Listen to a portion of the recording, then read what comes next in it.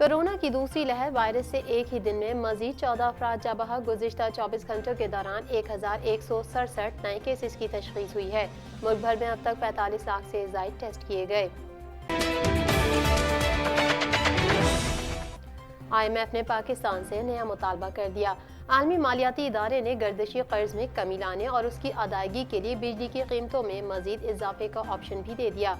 IMF ने मौक़िफ़ इख्तियार किया कि अदायगी से कबल कोई और प्रोग्राम शुरू होने का इम्कान नहीं। एशियाई तरक्याती बैंक और पाकिस्तान के दरमियान इंसदादे कोरोना के लिए मुआहदा तय पा गया। कंट्री डायरेक्टर ADB कहते हैं इंसदादे कोरोना के लिए हुकूमत पाकिस्तान के इक़दामात काबिल सताइश हैं। मुआहदा $20 करोड़ की इमदाद का तय पाया है। नामुस्लिम आरजू से मुबैना निकाह करने वाला शख्स गिरफ्तार। वफाकी हुकूमत ने आरजू राजा केस में फरीक बनने का फैसला कर लिया। गिरफ्तार शख्स को रिमांड के लिए अदालत में पेश किया जाएगा। हुक्मरानों को घर न भेजा गया तो ये गरीबों का भरकस निकाल देंगे। कमर जमान कायरा कहते हैं पंजाब में तर्जुमानों की अखाड़ पिछाड़ हुक्मरानों की बौखलाहट जाहिर करती है। महकमा शुमारियात के ताज़ा आदादोशुमार हुकूमत के मुंह पर तमाचा है।